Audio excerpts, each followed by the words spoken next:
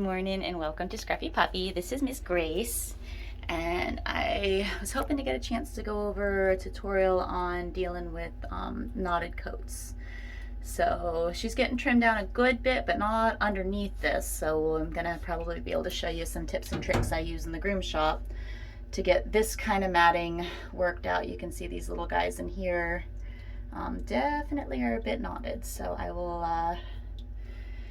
I get her loaded up with some coat spray. She got a good soak in my the remoisturizing conditioner I like to use. Actually, I'll give you guys a bottle shot on that. This guy. This stuff is my favorite for extra matted dogs, for extra shedding coats, for dogs that just need a little bit extra conditioning, and it's great for poodle coats and, you know, the curly coated cuts, because it gets the coat just a little extra just heft and volume to the hair shaft, so it's really nice. But my biggest use for it is dealing with mats and heavy shedding. So yeah, so she got a good long soak in that. I also use let's see, let's add this in there. I follow up with this guy. This is my everyday conditioner, but I will follow that remoisturizing treatment with it too. Hi, sweetie. So she's even got some up in her ears and stuff, and we're not going to want to make too much of a mess of her face, because Mom likes to keep the coat on her, so we'll see what we can do. I've got quite a few little tricks to get rid of some of these guys. I'm hoping nothing's too tight in there. So I did, let's see, I also use I don't have a bottle of it, but a product called The Stuff. Apparently I need a new bottle of it, and I'm getting low, so I'm really gonna have to order some more if I can't find my other bottle of it.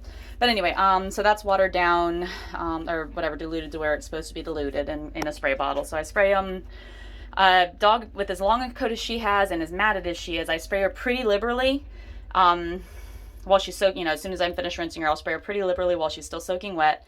And then I'll take the hose and just kind of get her wetter again and try to get it to work tighter to a little closer to the skin and down the whole hair shaft. So I just kind of want a little bit more water to make it flow and run, you know, all the way through her coat.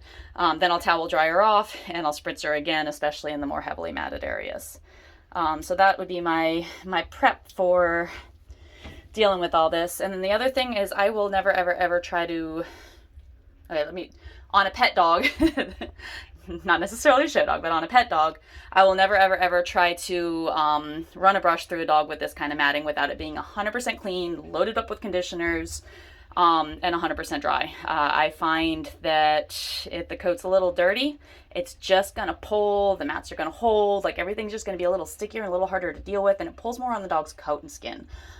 So when you get them all loaded up with the conditioners and stuff, it just kind of lets go of that bit of static, and the stuff that just wants to hold, it makes it a lot easier to work out. And then, like I said, I've got some tricks and tips with thinning shears where, you know, I'll just go in there and I'll find these guys and I'll kind of lift them up and just take the thinning shears and get them to be about half the amount of coat in there, and then they just fall right out. They brush right out. So like I said, I am not in the business of torturing animals.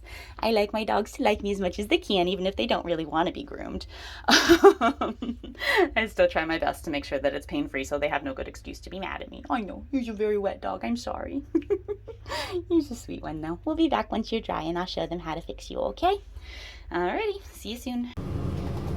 Okay, so now that we have her dry, I'm going to find a couple of these little knots we were dealing with.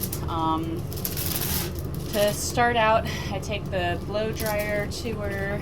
Find a spot where we'll relax. There we go. Blow dryer, and I use my Chris Christensen wood pin brush, and I just blow dry and brush. And the nice thing about this is it kind of just organizes the coat, and it'll get anything that's not matted have a nice little loose feel. But it's not going to yank on all your mats and get underneath them, so the dogs don't get quite so upset when you take this to them, at least to just kind of get the coat to start brushing out. But so you should be able to see all these little knots right here. You just kind of see the way they want to stand up and away from the coat. I know, sweaty. Shot is weirdness. So, what I will be doing with this, let's give it a little distance, it does better on focus, is just kind of finding those places where the knots are pretty heavy. Taking a pair of thinning shears, and very carefully, like you can tell they're a good ways away from the skin. I've got a lot of distance there, and I just put 2 or 3 little nips behind each knot. So I find all the knots I can, nip, nip, nip, make sure, again, lots of practice in my part so I know where the skin is versus what I'm trying to trim. And I kind of use the thinning shears and just pull it away from the skin a little, and then nip nip. Use my breath to open the coat out, to keep finding the little spots that have the knots. There's a bunch down here. Look around, there's a bunch towards, yep, there we go, into the front. So that one down in the armpit I'll probably hit with the clippers rather than trying to brush out, because those areas are more sensitive, and I was already planning on taking out all the coat in her belly. Let's see, we got a few over here. Yep, so same spot.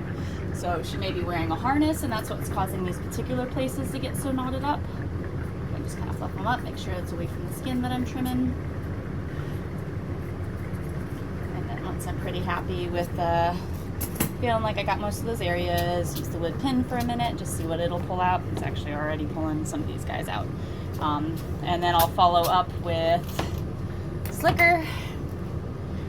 And then on the areas where, once I get a little further around, the next thing, again, I like Chris Christensen slickers because all their little pins are rounded off, so you can use them on sensitive parts and it doesn't put up a rash or mess up the skin, it doesn't tear anything up. And then this bad boy is my favorite dematter, but I'm not going to get too carried away with using this until I know I've got most of the big clumps of mats trimmed out. But this guy will find everything that's anything and work anything out.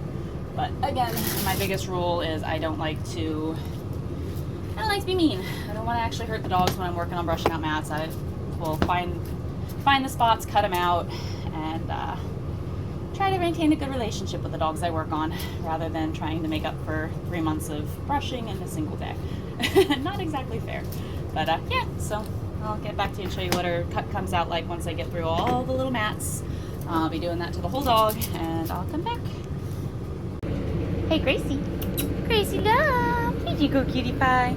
So yeah, got all the spots worked out where she was knotted, took the top length down a good little bit, so it's more of a manageable coat length, and it's not nearly so much work. Kind of took the shoulders in just a little bit on her. There we go, good girl, thank you. That's a nice little showing off your haircut, aren't you? You're good at that. And then the other thing I did is I went in and got rid of the whole belly, so we snug the armpits out nice and tight and all the way down through the groin. And then the cute little tiny Yorkie face. I love this face on a dog. He's just adorable. Yorkies are definitely one of my favorite faces to trim. They come out super cute. But yeah, so that's Grace, and we got, like I said, we were able to keep enough coat that she still looks a lot like the type of coat she came in with. But we got rid of so much, so now she'll be a lot more manageable for Mom in the meantime, until we see her again in a month or two. But yeah, say goodbye, Grace. Hey, baby.